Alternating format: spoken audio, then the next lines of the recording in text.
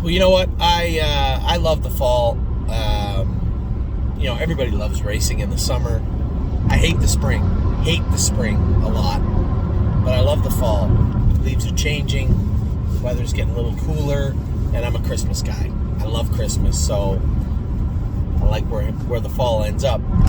And this is a scary time of year for me also, too. When we start buying all these babies and moving horses around. There's a lot of moving parts. And it's not always easy to keep a hold of them and keep an eye on everything. We had to pick a horse up in Kentucky today that somebody had sent to us. Another horse, the horses coming in out of the field, horses that have to go out to the field, racing. So it's just a lot going on. And I think the thing is that it's the edges, right? The sides of what we're doing. The horses coming out of the field, the horses going into the field, the core of the stable, getting the babies broke and racing the ones that we have in place. That's not hard to do. Accumulating everything and moving it all around as we started to get closer to the winter now, that's difficult. LD's Patrick's qualifying tomorrow at Mohawk. I'm on my way home. I think James is actually going to go with him. Well, he's going to be driving him, so that's fine. Getting all the horses ready to rock for the fall it's taxing, a little stressful. You guys know, you saw what took place last night. Little snafu with Randy and Bob's horse acting up at the gate. I'm hopeful we can correct that quickly. Also, what do we have? Coupe de Ville raced adequate, in with aged horses. You gotta give her a little room for that. I thought that My Sweet Mimi raced tremendous, and then Grace, hard track, pouring rain, last race, 11 o'clock at night. I said to JC, you might want to pull her blood. I'm skeptical that her muscle count was in optimal performing levels last night as she went behind the gate, but we'll see what it says. I was talking about putting a number of horses on the preferred site on Monday. I just don't think I was ready to do that and pull the trigger just yet, so we'll aim for the next sale for a couple of those horses. What we really want to do is take a look at who's staying, who maybe isn't staying. Start there. Who potentially isn't staying? How long are they staying for? What do we need them to do? What are they eligible to? Where are they going? I know that Sweet on Pete and Purple Ore are eligible to races in Indiana, but as I said, those are good selling points also. I know we have a lot of people coming back and forth about, I want to keep this one, or can we not keep this one? Can we race this horse here? Can we move this horse here? I appreciate all the emails, and they're all productive. Having an open dialogue with people is one of the staples of the stable. But at the same token, understanding the full scope of what is going on, where we're at, how we got here, how we're going to grow together as a group and as a stable. It's a very, very important thing to do, and it is not easy. And I'm not saying it's not easy, and don't worry, I'll get it right. I'm going to make mistakes along the way. I'll continue to. I'm only human.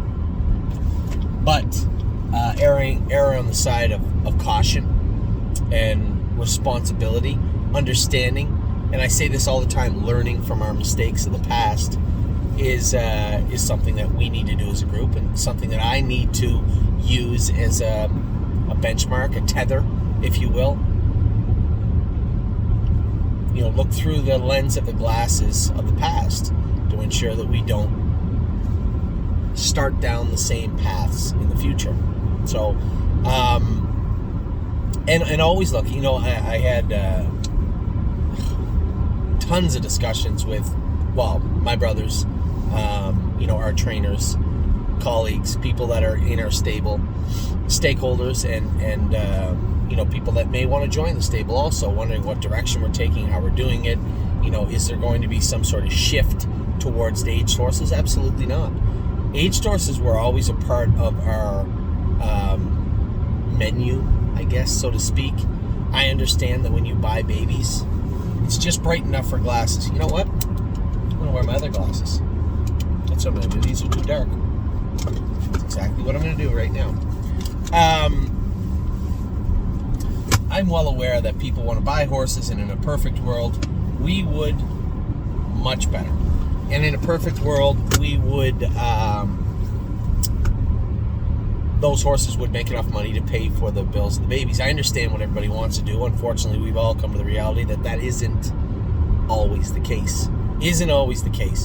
So, but that doesn't mean we won't continue to do that. That doesn't mean that it hasn't worked. Of course it has. I think we had an unbelievable year, the best year I've ever had for sure, with aged horses. Kings County, the addition of Sintra later in the summer, Patrick the Piranha last year. Those are just to name three. We could go on and on and on and on and on about the horses we have. Yes, we get burned a couple of times. That's going to happen. You're going to start buying horses off people. You're going to get burned sometimes, but we've had a pretty successful year in that regard, and that's exactly what we're going to continue to do. As we head into the winter, we're going to pick up some more horses. We're going to move some out. Like if Bravura, and I loved Blue Tesla, and this shortage, this power outage that she's experienced the last 4 starts. I'm sorry, I got to look at things in a realistic, common sense way. We're going to have them in to go on Sunday. If they don't show that they're going to be stable, worthy horses, we're going to move them on and look for other horses like them that can excel. That's how we ended up with NLD's Patrick. Bought a horse at Vic Classes with the hopes that he could excel, and he did in a big way. We're going to continue to buy horses in that manner, move the ones that I'm wrong on or that just don't turn out, whether it be timing or overall talent, and bring horses in hopes that they will move forward. So that's the model we're going to keep. We talk about it, but I think it's always important to reiterate, and if for nothing else, it seems like every single day we're adding new clients. We've added over 30 clients now, I'm sure, since the 1st of September. And for those people maybe you didn't see, maybe you haven't been watching what has been going on over the last 3, 4, 5 years at the stable. And then we have other people in the stable that have been here forever saying, Anthony, you beat this drum all the time. Well, this particular drum is not meant to be beaten for the people that have been here forever. You guys know, you've seen the growth in the stable. You've seen us move forward. So this isn't your drum. But it is for a lot of the people that maybe are newer to the stable and trying to actually get a handle on what we're doing, how we do it, how our model has changed. Is it going to continue to change? So, what do we got today? We get some horses racing today. I know Will to Win Hanover is in today. I know Taiwan on drew the outside in Philadelphia. Scotty and I called Scott today. I talk to Megan all the time on Messenger, but I called Scotty this morning. Well, I know he was planning on leaving early.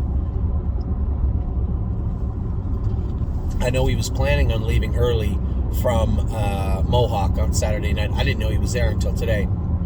He was done after the 8th or 9th and wanted to head home, and we had no free lunch with the 10 hole and the 11th. And this is the rapport we built with even Scott. I've known Scott a long time, but to ask a driver of his caliber, any top driver, to say, hey, I know you're done racing in stake races in the 8th or 9th race, but could you drive our long shot from the 10 hole 2 races later? Most people would say no.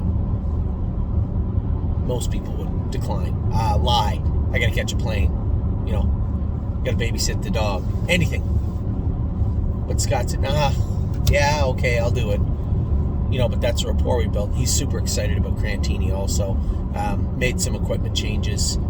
Mild ones with him, but he said he was so strong in the qualifier. Then we see Spitfire overseas coming in razor sharp. I've been waiting for this. I've been waiting all year for this horse to peak and really look like the monster he's felt like at times. Make no mistake, I told you guys over and over and over again, don't count this horse out.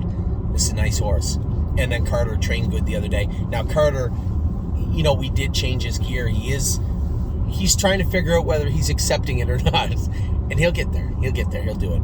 But I was really, really happy with Carter also. So we got 3 very talented horses going into the Breeders' Crown next Friday. Next Friday they'll all be racing. A number of horses that are doing well for us all and are continuing to do well. We have some horses coming back, right? Super excited to hear Unbeatable Kemp is training down well. Really happy about him. We're going to bring Procrastinator, World for 2, out of the field this week. They're going to be returning home. Procrastinator is going to be going to Harry Polton's stable to train down and get ready to race in the winter of 2022-23. World for Two will return to Mario. I didn't tell Mario that yet. He'll be excited to hear the horse is coming back. I'll may have to make room at Tamiko for that horse. And that's the other issue with this year is not only are we trying to move the right horses to the right people, we're trying to find stalls for them all. So we only have about 60 stalls in that top barn. I'm going to have to talk to Mr. Stutzman and see if we can get, when that barn is cleared out, and it is full, we're still going to be a little bit short. So I guess we're one of the few stables, there's some, but not many, that don't have enough stalls for the horses they have. So theoretically we do, and we will continue to have them, but we are going to need a little more room, and we may need even a little more room in Ohio also. A lot of people coming and asking us, how are we going to manage all the stuff going on with Ohio and Ontario? We're going to take it as it comes for right now. I wish I could tell you that we have a cool cut plan of this is what this is going to look like, and that's what we're doing here. No, we're going to feel a lot of it out as we go along. We are very lucky that we're getting close to having proper staffing in Ohio. I'll be happy when Brody comes back. We have to look for a couple of riders also in Ohio, but for the most part, things are going pretty good. Much like our show in Kentucky, it looked polished because there was a lot going on behind the scenes that was not polished, and that's what the barn's like right now. As long as everybody pays attention, first and foremost, in the here and now, make sure our horses are ready to race at their very best and do well. That's number one. Number two, let's focus on getting the babies broke, jogging, and in their proper mindset as we head into the fall. Now for us, as a stable, we're not done yet. We spent almost $1 million US in Kentucky.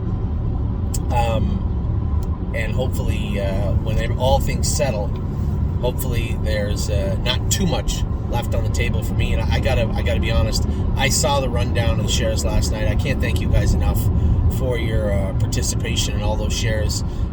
We do have London coming up. I noticed those buckets are still pretty empty, for money wise. There's only about 25 or 30 shares in one and 10 bought in the other one. The sale is next week, and I would appreciate if you want to take part in Ontario to speak up. It would make my job much easier.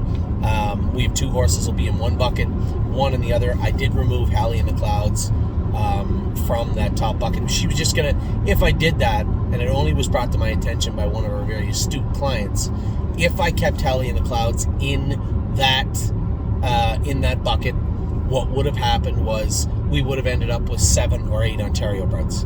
That's it. And that's not what we want. We'd like to have maybe 10 or 12 spread over all the jurisdictions. We already have a pacing filly in the Shadow Play filly that we got Winter Bells. Or is that a colt? I think it's a filly. No, it's a filly.